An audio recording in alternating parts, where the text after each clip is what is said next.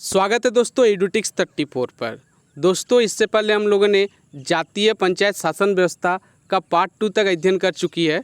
तो आज हम लोग इसका तीसरा भाग को देखते हैं। तो चलिए दोस्तों हम लोग आगे बढ़ते हैं। दोस्तों अगर आप उन दोनों वीडियो को नहीं देखें तो उसका डिस्क्रिप्शन में उनका लिंक दे दिया जाएगा, तो आप वहाँ से देख लीजिएगा।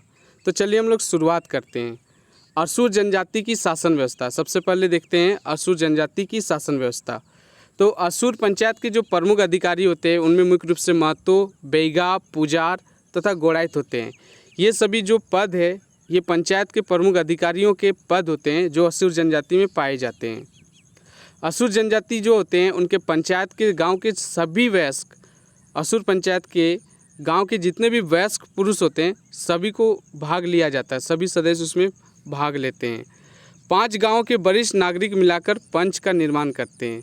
अगर असुर जनजाति के जो गांव है और 5 गांव के अगर वरिष्ठ नागरिक को मिला दिया जाता है तो उनका पंच का निर्माण होते हैं। गांव के सभी विवाद जो होते हैं उनका निपटारा पंच द्वारा ही किया जाते हैं।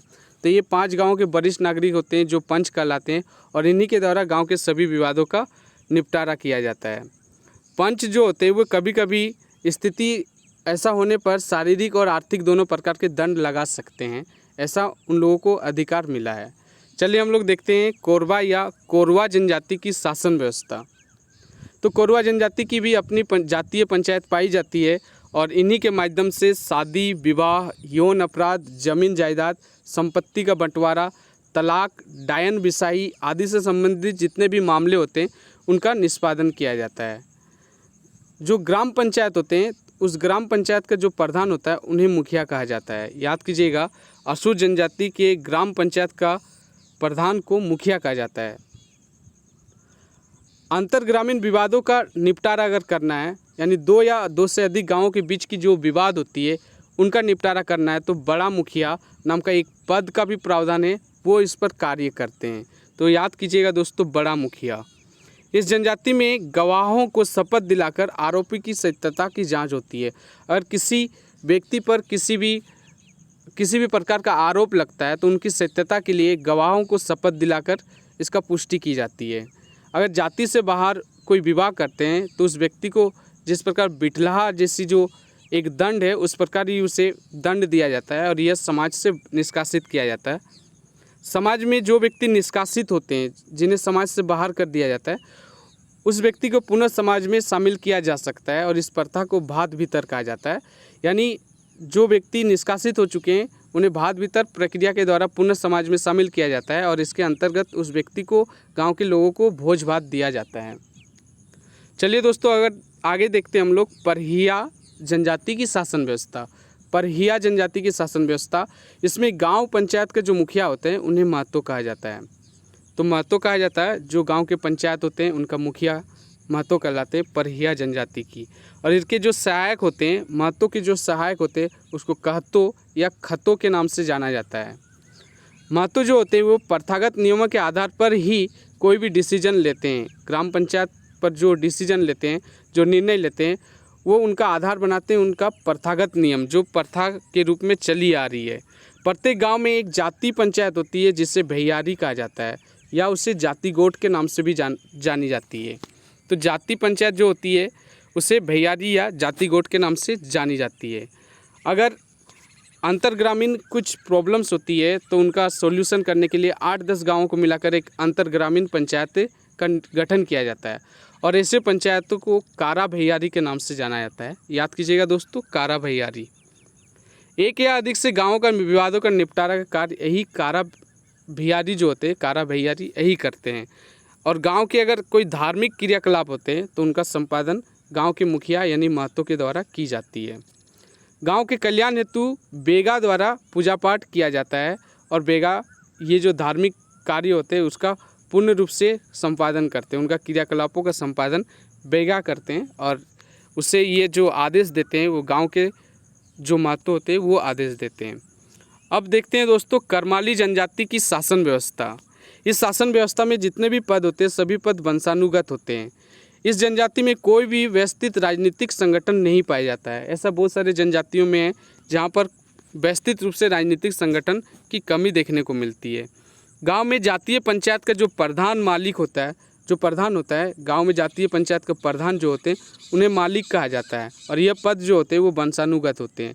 मालिक का कार्य होता है कि गांव में अगर विवाह, गोत्र, यौन अपराध होता है तो उसका निष्पादन वो करें।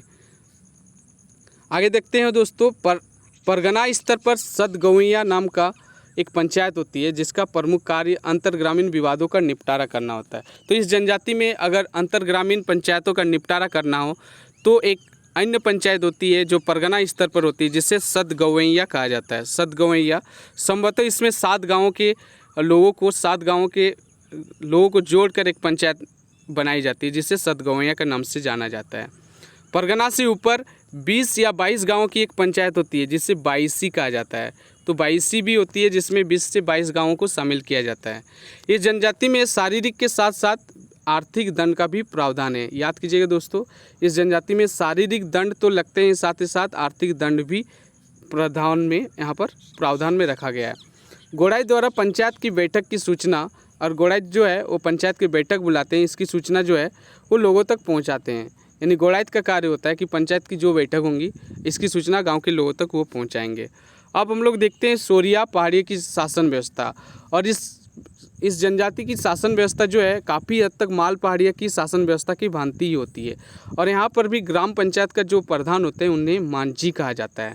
मांझी का मुख्य कार्य जो होता है ये सभी प्रकार के झगड़ों का निपटारा करते हैं, सॉल्यूशन करते हैं। साथ ही यह मांझी क्या करते हैं कि जो धार्मिक क्रियाकलाप होते हैं उनका भी संपादन करने का कार्य करते हैं।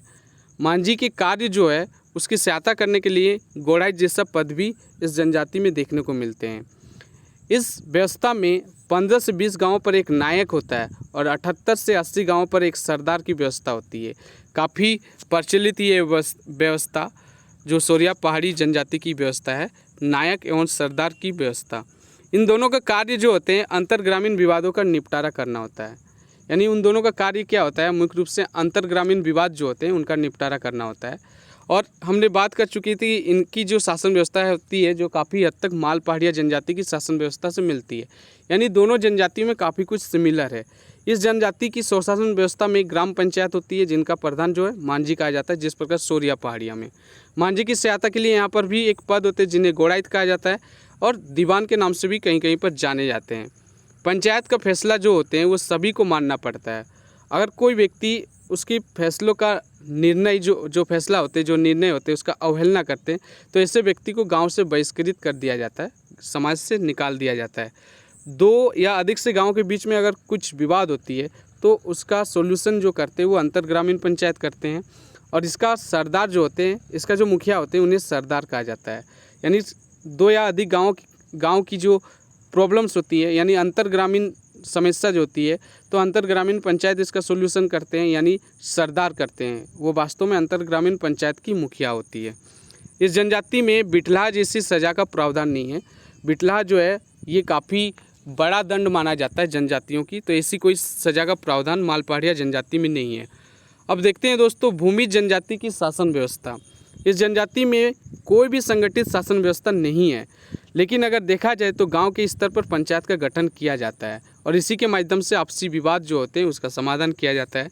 अपराधी को आर्थिक और शारीरिक दंड दोनों प्रकार से दिए जाते हैं। इस जनजाति में भी आर्थिक और शारीरिक दोनों प्रकार के दंड का प्रावधान है।